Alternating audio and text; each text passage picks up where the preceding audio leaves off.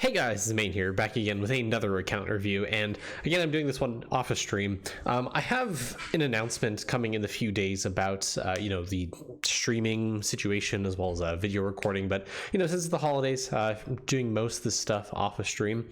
I do anticipate making a video once I do all of these account reviews, kind of going over what I plan to do with this channel going forward into 2026, as well as the Discord streams and such like that. If you've been around the Discord, you kind of know already.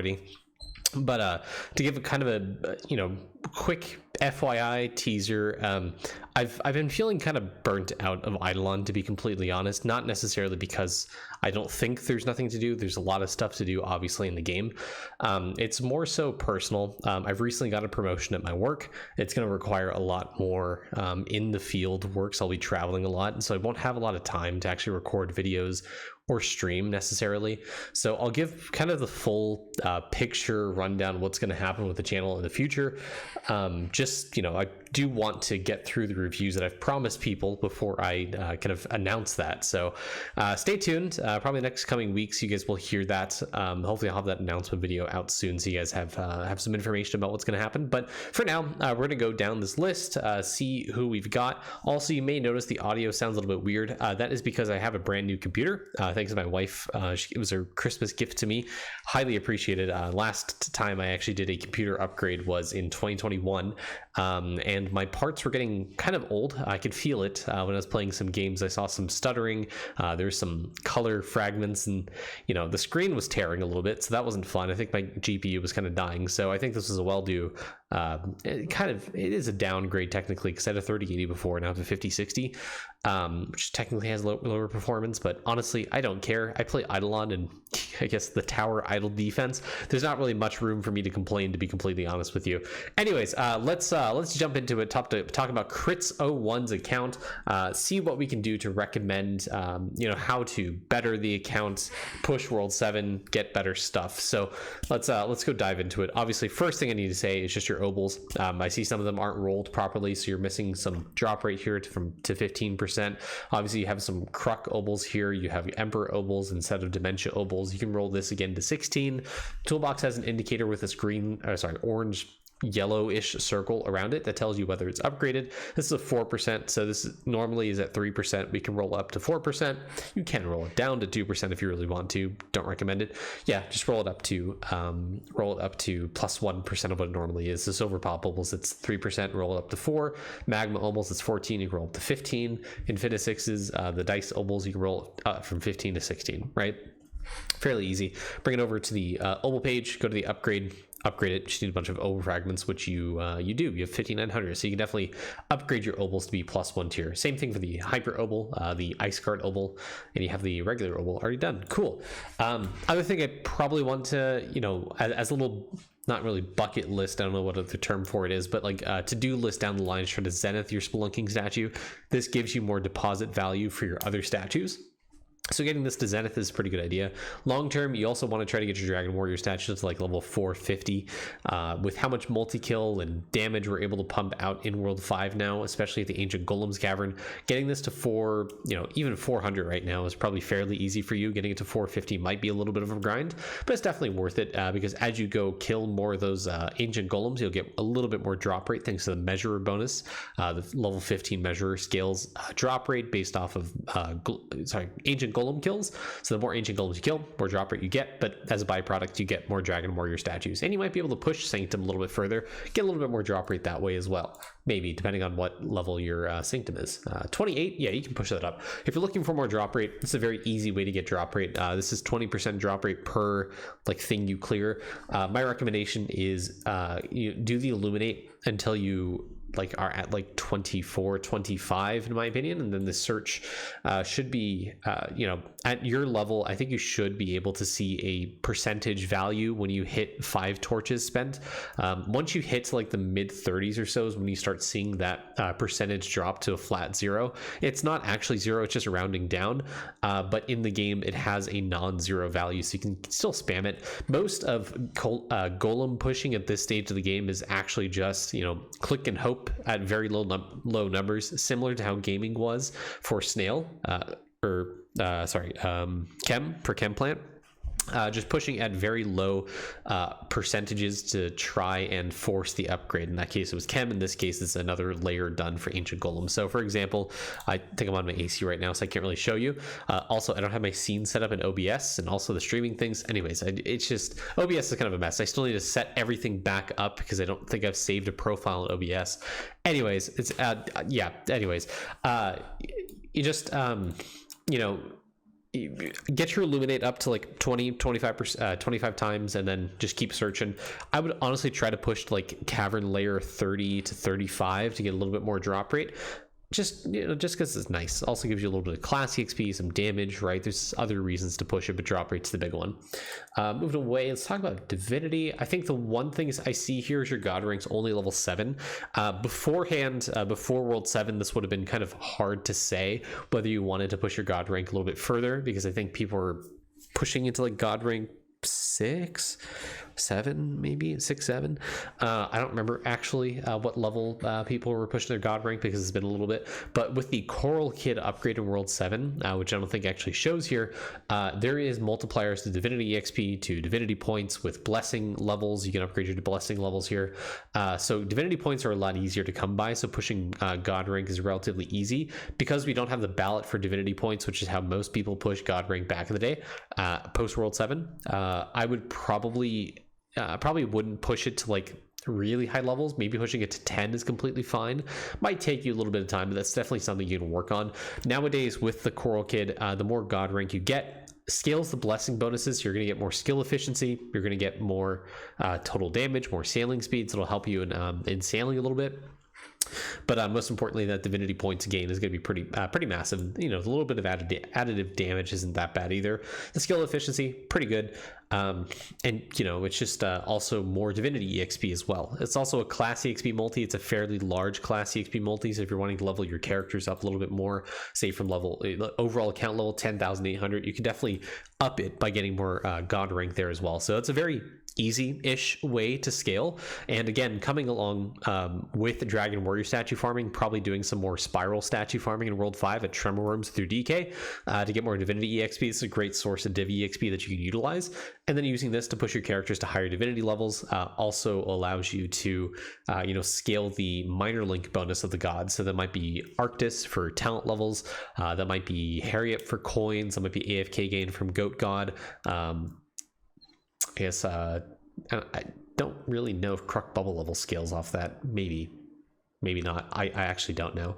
But yeah, I mean, Divinity EXP is always something to push, so getting more Spiral statues is really, really good. And obviously, as you get more Dragon Warrior statues, it's going to scale the bonus from Spiral, so you're going to get more EXP out of it as well. You can also do some cluster farming alongside that, because if you do cluster farming, you'll scale the bonus of your Zenith statue, which will scale your Divinity EXP as well as Dragon Warrior statue. So that gives you more Divinity EXP, makes pushing it a lot better, because you'll get higher levels out of your characters in a shorter time frame. What I would also probably recommend, depending on your drop rate, what I would normally recommend for people pushing double cluster is try to push to like 105% like breakpoint. So you're at 135, that's fine. If you don't, if I would recommend pushing this further to say like 205%. It's going to take a lot of time, I understand, because it's 581 clusters for you right now per upgrade. You know, scales obviously as you upgrade it, but getting to 205 will guarantee every single time you drop a cluster that you'll get 3 clusters, and sometimes you'll get a 4th cluster with that. So that's fairly decent, and it helps scale your cluster farming for Zenith statues for the Zenith market, right? So that makes pushing things like True Zen a little bit further, a little bit better. The lamp boost a little bit better. The reason the lamp boost is good here is because it gives you divinity points with the World 5 wish from the lamp. There's also the World 4 wish from the lamp for like shiny pet farming. There's also World 6 stuff for like a little bit of next crop chance. I think what summoning essence gain and stealth, I think is what that is. But you can also get like whole resources. So what comes in that? Harp, the well, that stuff gets scaled by this bonus. This is a fairly good bonus as well, don't get me wrong, but probably the main reason people look at Zenith Market is for the bonuses to Zenith statues, which is the main reason I jumped to this tab, was to talk about this, because this would scale the EXP that you get from Spiral statue as well as Dragon Warrior statue, right? So that's other ways you can scale it as well, get a ton of Divinity EXP, and also upgrading Coral Kid, specifically the Div EXP levels, will give you some some Divinity EXP. It's a Div EXP multi for your character, so it's actually pretty good if you level it up in Coral Kid. It's that first upgrade, I believe. So you can probably level your characters fairly well in Divinity. And the reason, again, I mentioned that leveling your characters in Divinity, getting higher Divinity levels, because it'll scale the minor link bonus those characters get. So that's how you get more talent levels from Arctis. That's how you get more total damage from Novosec. That's how you get more coin gain for Harriet, which is a multi coin gain. More AFK gains for all your characters from Goat God. More class EXP from Omnifal, which is kind of okay. You get more boat sailing speed, gaming plant growth speed, so you can hit less than 5-second growth speed in a gaming. You get more skill EXP for your characters, more statue drops. That's what it is for Catacroc. I don't know if it actually scales to bubble level. Who knows? And then some unimplemented bonus as of yet. And also the accuracy defense, which is like, who cares, right? Hey Motzi, what's up, man? He's bringing his toy in. Motzi is mozzarella, not the other word you might hear. Going back over to stamps. My biggest recommendation for stamps is just get lucky with your Catacroc stamp. That's basically it. Loser. Don't mean that, but in terms of stamps, I mean, with 17,000 stamp levels, not totally a large amount of stuff that you can do when it comes to leveling your stamps. My probably biggest recommendation is if you're able to level anything, try to level a golden apple stamp, because I think you have or should be able to farm a lot of golden homages nowadays, with how much drop rate we have, how much crystal spawn chance affects DK orb now. It's probably really, really good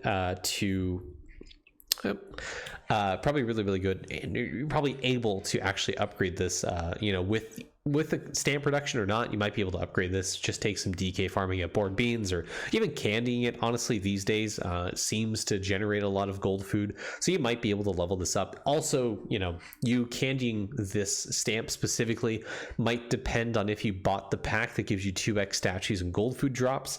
If you don't have that, maybe don't worry about candying the gold food, but if you have the pack, consider it, because you can get a little bit extra gold food effect from this, especially because you have it exalted, right?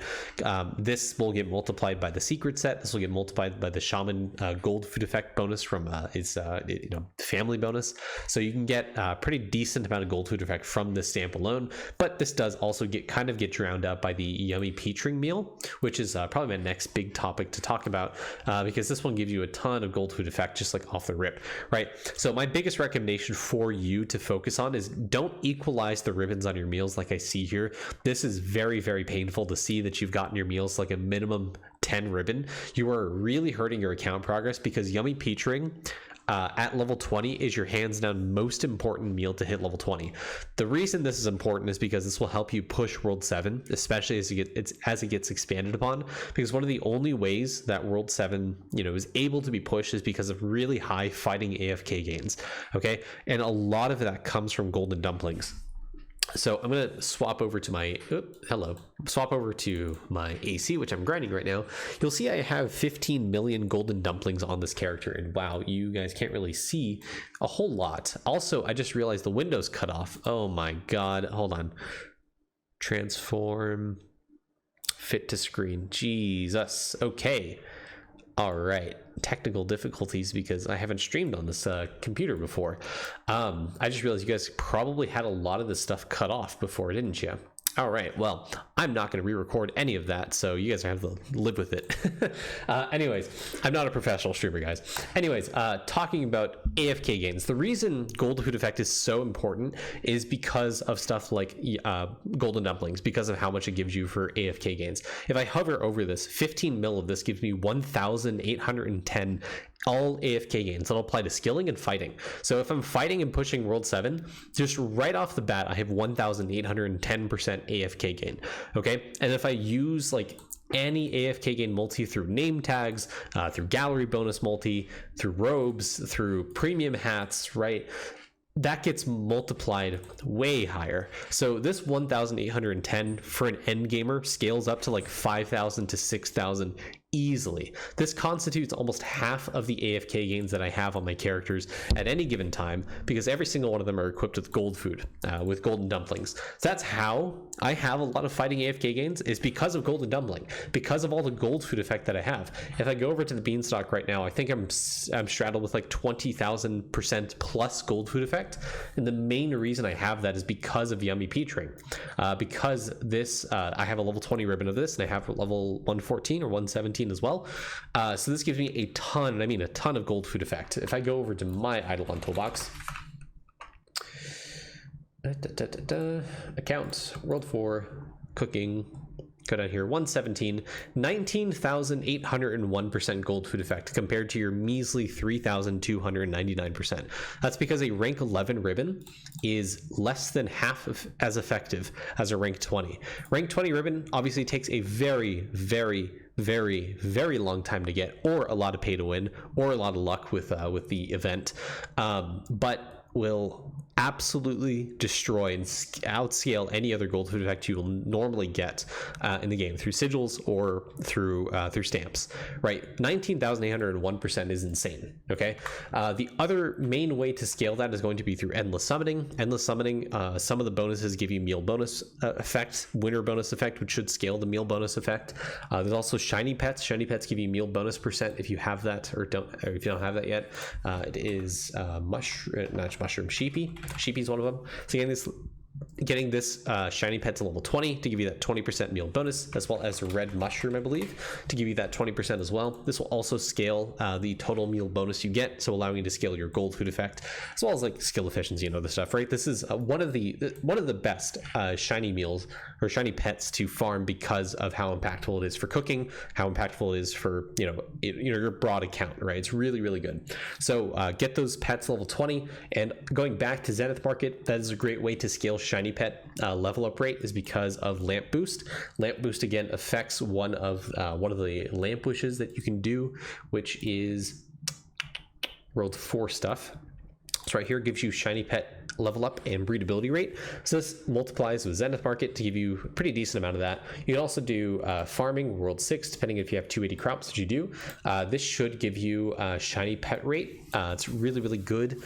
Ton of shiny pet rate. If you have a star sign doubler, you can equip that, assuming you have infinite star signs, which I believe you do across all the star signs. There's one that'll affect shiny pet rate, so having a star sign, a doubler equipped will double that. Depending how high level your summoning is, will affect your star signs, because of the Seraph Cosmos upgrade. Star signs, no, I don't care about that. I was going to look at skill level. That's right. So summoning 181, so fairly decent effect from that.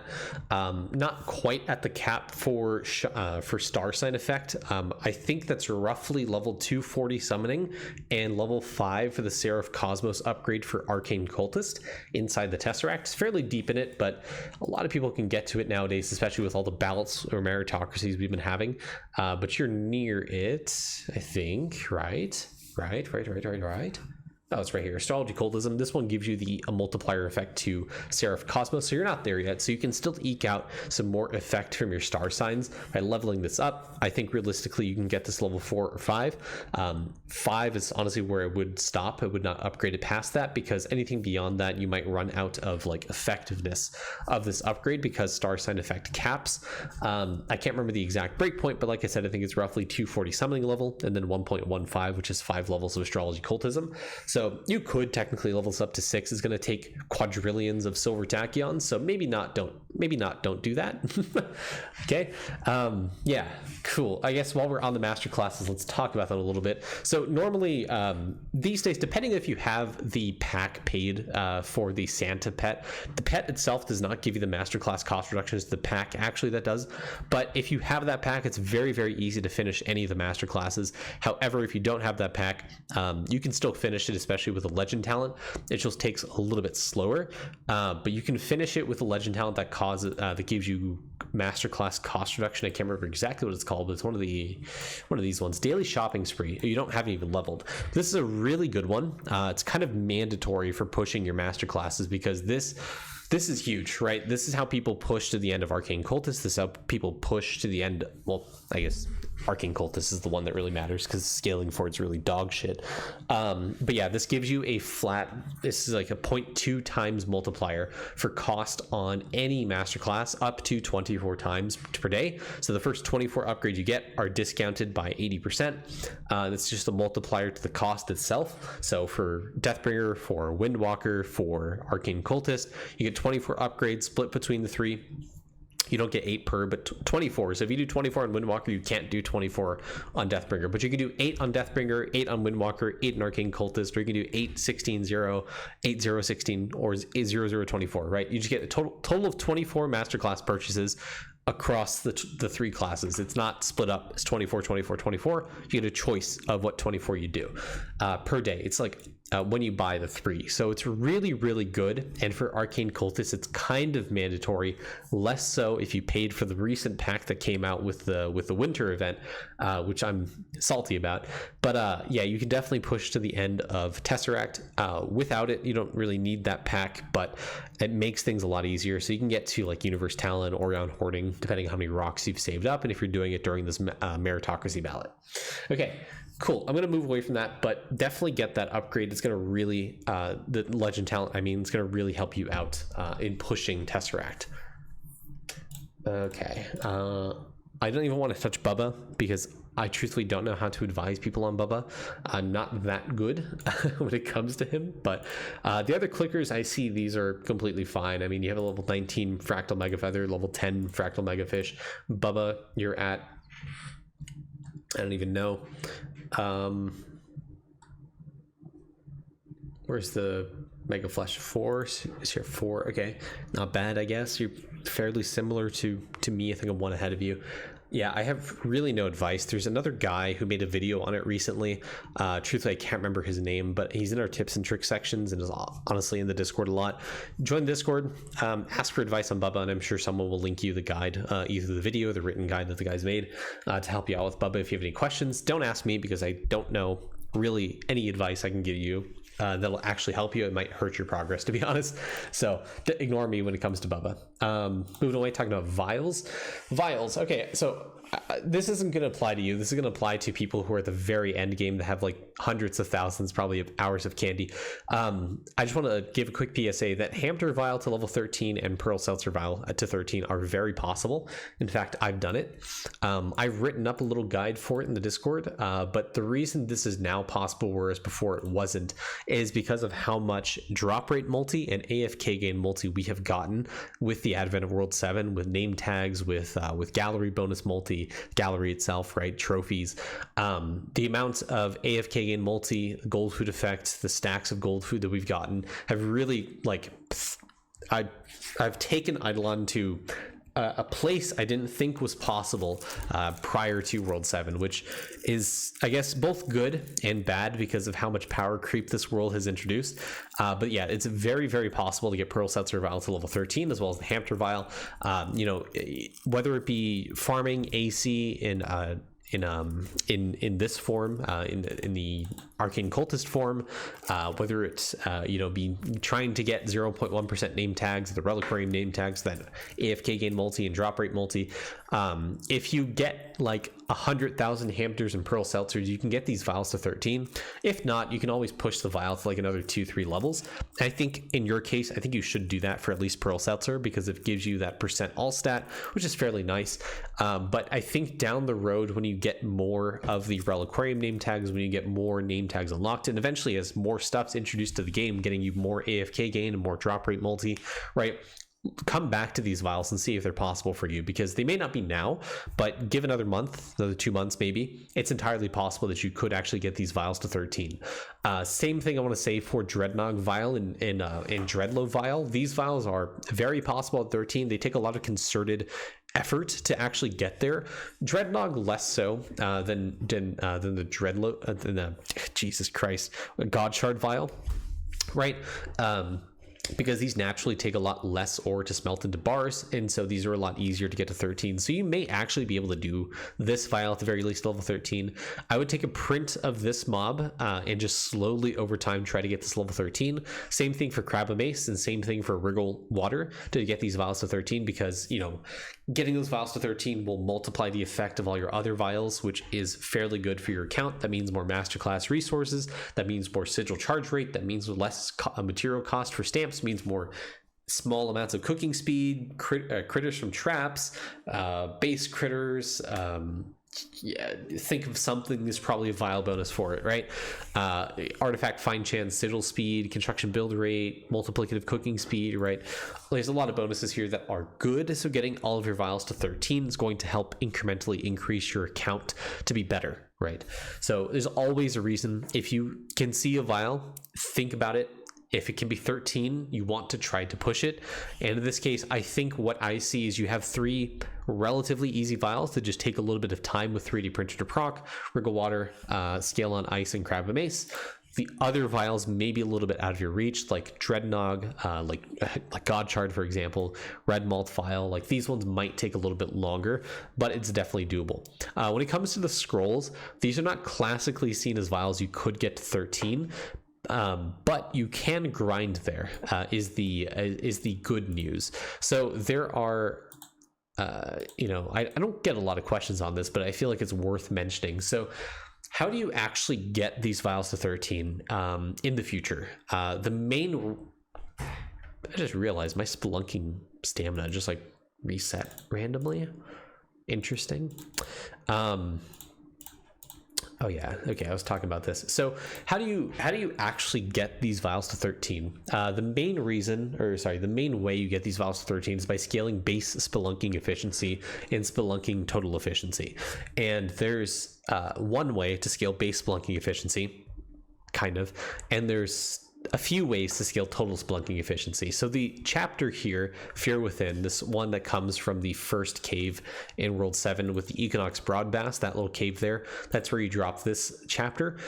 This gives you, when you read less than, I think, 1,000 or so, maybe 200 is where you get base spelunking efficiency. I think Toolbox actually shows you the breakdown of this. I don't even know why I'm looking at this. Hold on one second. Spelunking lore, here we go. So if you read at least 100 pages, you could see base spelunking efficiency here. Okay, if you read at least 2,000 pages, you could see total spelunking efficiency. If you read 25,000, that means you could see faster spelunking speed. So what I recommend with the first chapter when you read it is try to read less than 25,000, so 24,999, because you're guaranteed to get either spelunking efficiency percent or base spelunking efficiency.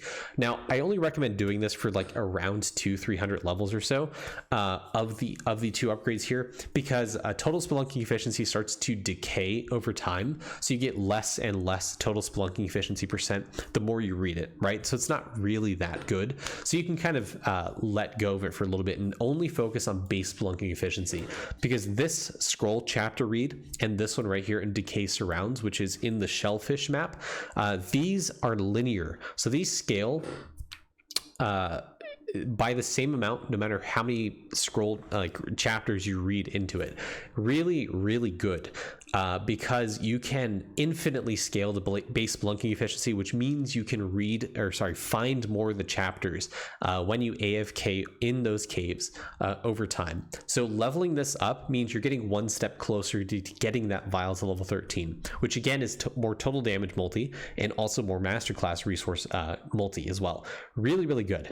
Okay, and also as you get those vials to 13, more vial effect means more other vials get affected. So that's really, really good. So in this regard, I would highly recommend trying to focus on this, because this will help you get the other chapters and getting higher pages read. So eventually, yeah, sure, you don't have overstim fill rate or faster stamina regen or spelunking XP gain or chance not to use elixir or extra chapter levels from pages, right? Not right now, but as you pump levels into base spelunking efficiency in either the first or second chapter, and eventually I transition fully into the second chapter because the scale's a lot better. So you only have 22 levels in here and 93 here. The more you pump levels into that base spelunking efficiency means means you'll be able to find more chapters faster, and you'll be able to eventually get those vials to 13, right? It's a long grind, but eventually you'll get there. It'll feel good just to have that completion done. So remember to do this every single day, because you're limited to up to 8 chapter reads per day based off of the gaming duper bit that gives you +3 reads. I think it is. I can't remember. Don't quote me on that. Actually, no. It's skill mastery in Rift. That's right. Leveling up and splunking. Skill mastery is a thing. Remember that. Here we go. +3 daily page reads. So you get 5 at base, +3 with the skill, with the Rift mastery to give you some of that. So you can get up to 8 reads per day. Remember to utilize that. Read 24,999 of the first chapter, or read 2,499 of the second chapter. So that's roughly where you start seeing as where you start seeing the more impactful ones that affect spelunking efficiency. And again, as you get this like level 200 to 500, I'd probably stop reading the first chapter and just go into this into the second chapter, reading 2499. Now, I do want to point something out though. With the second chapter, it also does have a multiplier to spelunking power and a multiplier to amber found, so you could read more than 2,499. The reason I say 2,499 is because that's where you only see base spelunking efficiency, and that's the highest amount of chapters you could read where you only see it and you get a decently high level out of it. Also, 2499 is not really that hard to get for the second chapter, but it may be hard for you now, but as you scale more base spelunking efficiency, it'll get a lot easier for you. Along the same vein, talking about spelunking efficiency, I've seen a lot of people Prisma this bubble or start using their atoms into it a lot more, because this is it's percent spelunking efficiency, so it's fairly decent. In addition to that, I've also seen people exalt, or at least I have exalted this stamp. Maybe not something I'd recommend, but definitely something I'd see you put levels into, because this is percent spelunking efficiency, and this gets multiplied by the lab vial for vial doubler. The lab node for vial doubler. There's also a pristine charm for non-misc stamp bonus if you have that, to give you more spelunking efficiency, and it only costs 1 right now for you of the first chapter, which should be fairly easy for anyone in the game to get. So you can definitely get a lot of spelunking efficiency out of this stamp still. Highly recommend that. Okay, I want to move away from that, move into sailing, I guess, is the other thing to talk about, which you've already done. Cool. I do want to point out there is this artifact that gives you more lore chapter bonuses. This will scale the spelunking efficiency that you get, as well as the spelunking power multi, the amber found multi, the overstim rate, right? All that stuff. Farming we already talked about. Sneaking, honestly, don't even know what to talk about for sneaking, because you're kind of pushing it. I don't know what you're doing with your charm setups though. This is kind of weird. Remember that Veil and Rosary are kind of what you want to combine together, because those are stealth multipliers. What you're doing here is rather inefficient if you're trying to push, which I see if you're trying to do, because you have nunchucks on all your characters. Don't do this. This is bad. If you want to push and you're not able to push because you're getting detected in the floors, equip these.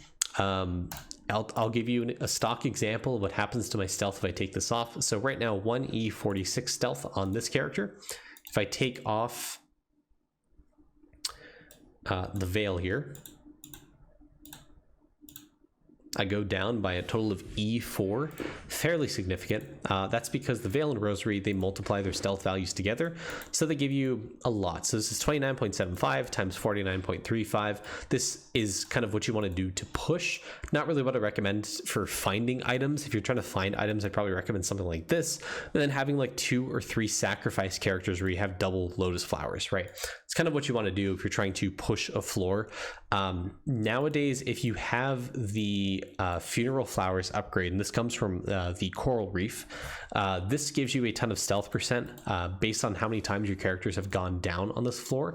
The best way to push sneaking nowadays, if you have that upgrade, is to equip double yellow belts on your characters, because you want them to die as fast as possible to stack up that stealth multi.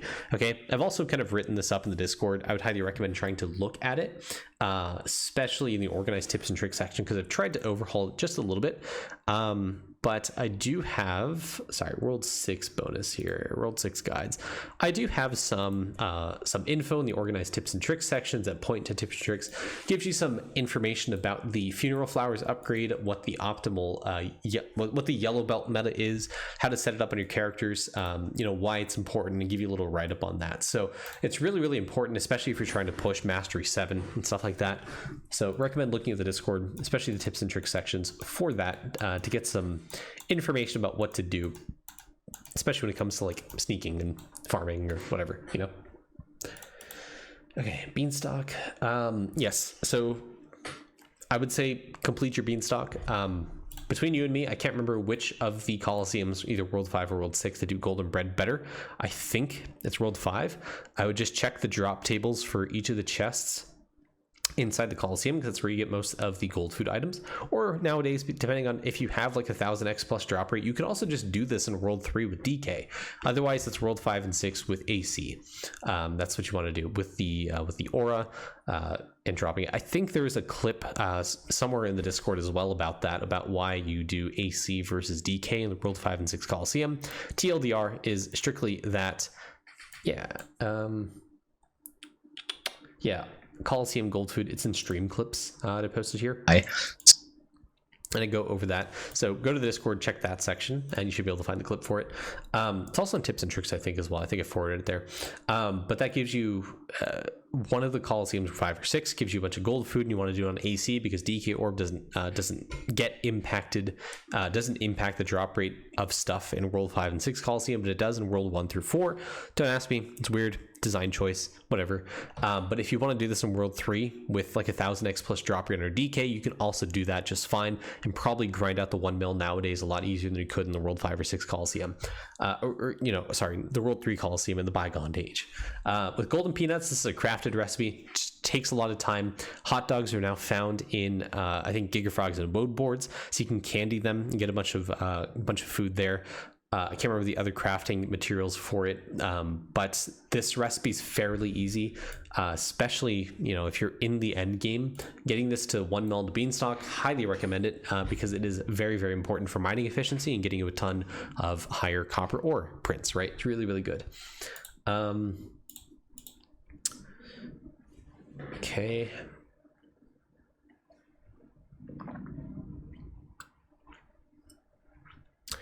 Okay, a few things I'd recommend. Number 1, try to get this trophy in World 4.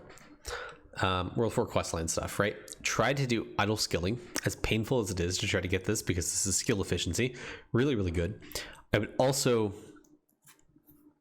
again, just try for 9 dart finish. It's just play the minigame more. Practice makes perfect. That really old adage that our parents used to say back in the day. It really is true. Just try for it at least like once or twice a day. If you don't get it, that's okay. If you get frustrated, walk away, come back, try it again.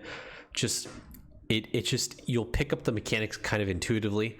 That's why people say practice make perfect, because you instinctively pick up on how to better yourself. And that's kind of the mindset you want to bring into when you try to get the baller and 9 dart trophy, is just think about, how can I improve my run? What am I doing wrong? Whenever I throw this dart and it doesn't hit the bullseye, why didn't it hit the bullseye? Do I need to aim it higher next time? Do I need to aim it lower?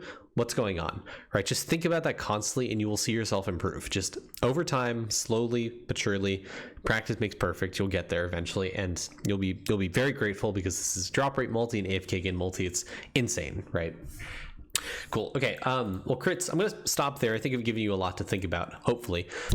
If you have any questions, obviously reach out in the Discord, in Idleon chat, type something in the comments if you want to expand upon something I didn't really touch upon. But I think your account is fairly good. Again, it's just a lot of end game stuff to really focus on.